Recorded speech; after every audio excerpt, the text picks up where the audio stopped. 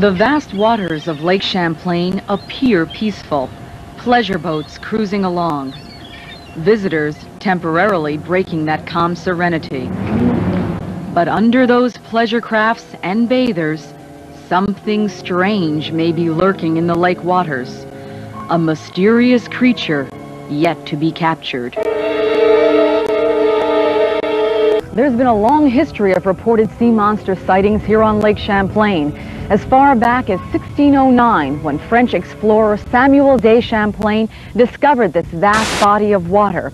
He reported seeing a sea monster lurking out in the distance. Since then, hundreds of people claim to have seen a similar sight, a creature they fondly call Champ. It's a saga of sorts, a never-ending search for this elusive monster, which they say bobs its head out of the water every now and then. The sightings of a watery monster in upstate New York's Lake Champlain have gone on for decades. But some truth about America's answer to the Loch Ness Monster may finally be revealed on a new videotape that purportedly shows the snake-like beast.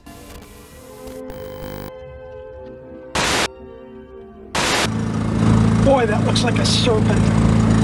What in hell is that thing?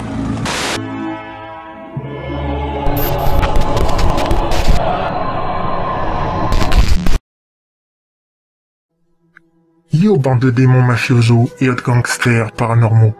Et salutations à vous autres, créatures des ténèbres, et bienvenue dans la tanière du diable des abysses.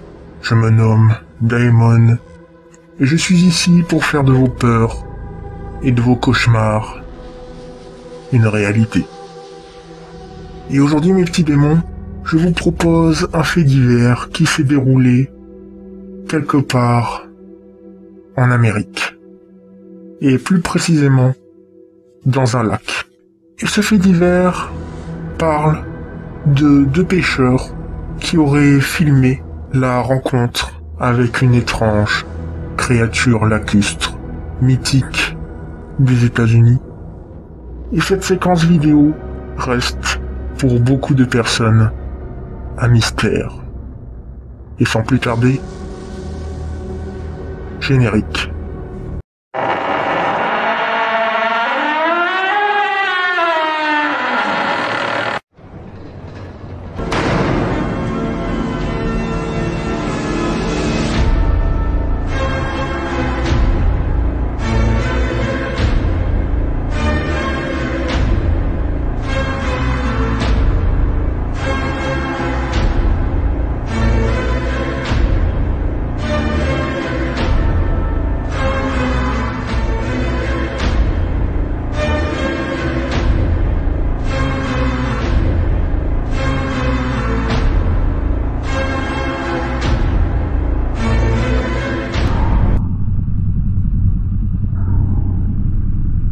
Durant un après-midi ensoleillé de l'été 2005, au grand lac frontalier des États-Unis et le Canada, le lac Champlain, deux hommes, Dick Affolter et Pete Bodett, pêchaient à l'embouchure de la rivière au sable, dans le lac Champlain. Ce n'est qu'après une longue observation que les deux hommes réalisèrent qu'il y avait quelque chose de bizarre qui troublait et faisait surgir des vagues à la surface de l'eau du lac. C'est alors que Bodett et Affolter, armés de leur appareil photographique numérique, ne me demandez pas s'il s'agissait d'un appareil photo de la marque Canon, d'un Kodak ou même d'un Panasonic Lumix, car je n'en sais diablement rien du tout. Les deux hommes capturèrent une séquence vidéo sur l'une des créatures lacustres la plus convaincante jamais filmée et jamais vue dans le monde. Cette séquence vidéo se nomme The Bodett Film.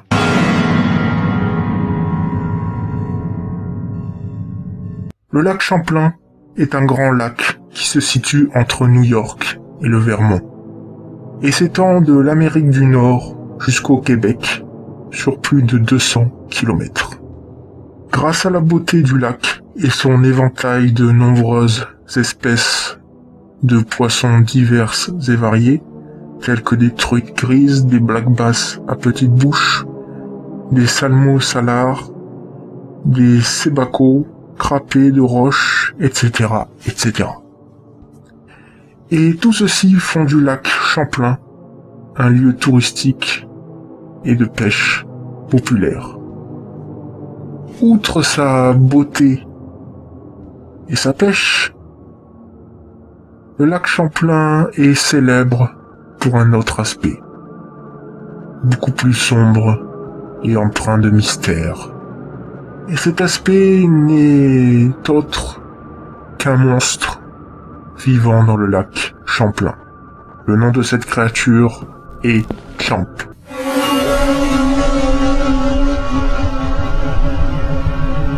Champ, ou Champy, ce mystérieux habitant du lac, serait une créature lacustre vivant dans le lac Champlain. La légende du monstre du lac Champlain remonte au XVIIe siècle. Les observations s'étendent sur plusieurs générations, grâce aux récits de certaines tribus des Premières Nations, en particulier les Iroquois et les Abénaquis, vivant près du lac Champlain. Il existe des légendes sur des créatures aquatiques qui évoquent un serpent géant cornu ou un lépisosté osseux, une espèce de poisson d'Amérique du Nord, mais de taille énorme. Cependant, ces créatures ne sont pas représentées de la même manière que Champ, qui est décrit depuis plusieurs décennies comme étant similaire à son homologue écossais, le monstre du Loch Ness, Nessie, qui est représenté comme un plésiosaure ou une sorte de serpent des mers géant selon certains témoignages. Toutefois, la légende du monstre du lac Champlain ne s'arrête pas là. Entre le début du XIXe siècle et la fin du XXe siècle, on compte près de 300 témoignages sur l'apparition du monstre, allant des plus probables aux plus invraisemblables, sans qu'aucune preuve irréfutable ne vienne corroborer ces dires. Cependant, un témoignage se distingue des autres. La particularité de ce témoignage réside dans l'éventuelle preuve de l'existence de Champ, illustrée par une image capturée le 5 juillet 1977.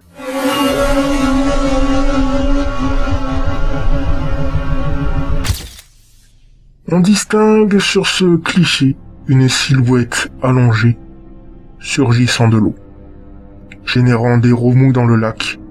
Cette silhouette a été aperçue et prise en photo par Sandra Mency, à une distance d'environ 150 pieds, soit environ 45 mètres.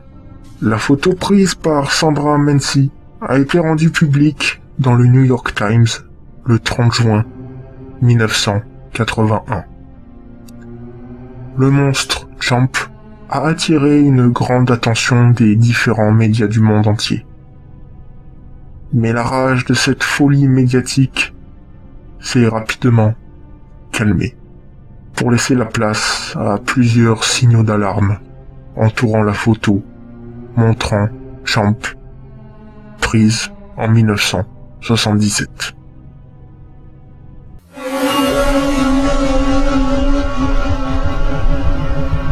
La première de ces faits étranges est que Sandra n'a pas montré ni parlé de la photo à personne avant la publication de la photo en 1981.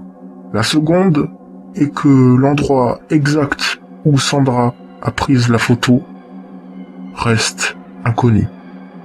Et la troisième, la photo négative a été jetée par Sandra elle-même.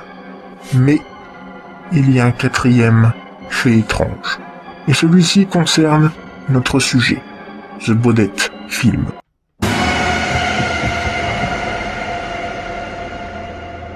car la chaîne de télévision américaine ABC en a parlé, mais n'a diffusé qu'un court extrait de la vidéo, alors que les deux hommes, Dick Affolter et Pete Baudet, avaient en réalité capturé une séquence beaucoup plus longue.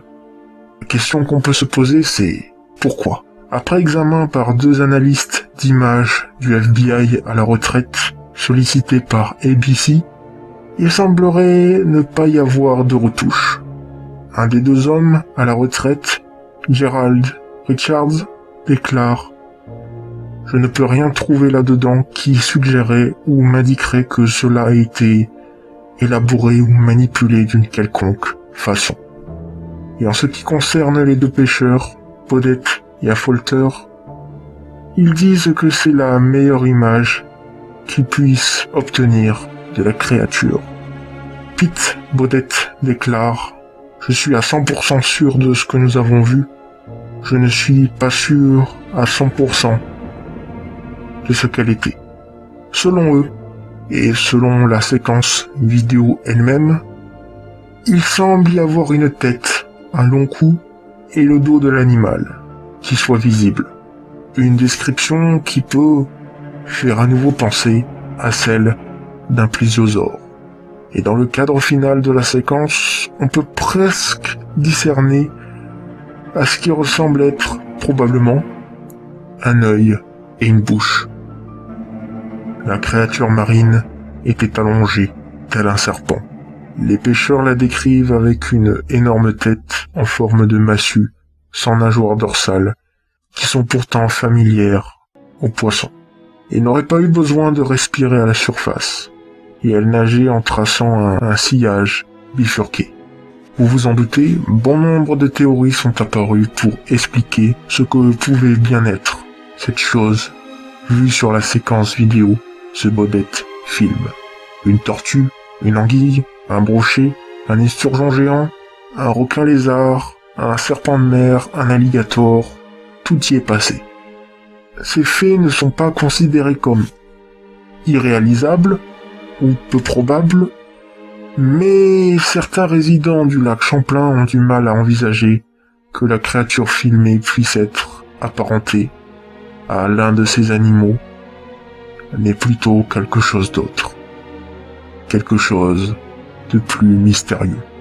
Quelque chose de plus ancien. De plus monstrueux. Hormis ce détail, nous ne serons pas en mesure de garantir avec une absolue certitude la véracité de cette déclaration avant d'avoir pu visionner l'intégralité de The Baudet Film. Et il reste donc une question en suspens. Où se trouve-t-elle? La séquence vidéo de The Baudet Film dans son intégralité est maintenant considérée comme un lost media, et plus spécifiquement un hoarded media. Et dans la langue de Molière, on appelle cela un média thésaurisé ou un média empilé. Et les médias empilés sont des médias que quelqu'un a amassés, mais qu'il consulte très rarement, voire jamais. Et cela s'applique au film Baudet, car il est difficile d'obtenir des renseignements précis à son sujet. Et il est important de noter qu'un avocat, originaire du New Jersey, conserverait The Baudet Film dans un coffre-fort, ne le rendant accessible qu'en échange d'une rançon. Selon certaines rumeurs infondées, l'avocat exigerait un paiement de 10 000 $ pour la séquence vidéo. Cependant, cette affirmation a été démentie par une personne qui a proposé 20 000 $, une offre qui a été rejetée par l'avocat. Plusieurs démarches ont été initiées dans le but d'acquérir le film en échange d'une rançon. Toutefois, aucune n'a donné de résultat concret. Et malheureusement, à l'heure actuelle, personne n'est capable de confirmer si la totalité de la séquence vidéo sera disponible un jour. Et il est donc finalement bien probable qu'il soit perdu à jamais. The Body Film contient-il la preuve permettant d'établir l'existence d'une créature jusqu'alors inconnue de la science? Sauf si une personne décide de dépenser une somme d'argent considérable, nous ne serons probablement jamais en mesure de découvrir la réponse. Et d'après vous, mes petits démons, quelle est cette étrange entité lacustre capturée sur la vidéo de Dick Affolter et Pete Podette durant l'été 2005 au lac Champlain? Jusqu'à ce jour, l'énigme du monstre du lac Champlain, également connu sous le nom de le mystère de Champ, reste non résolu.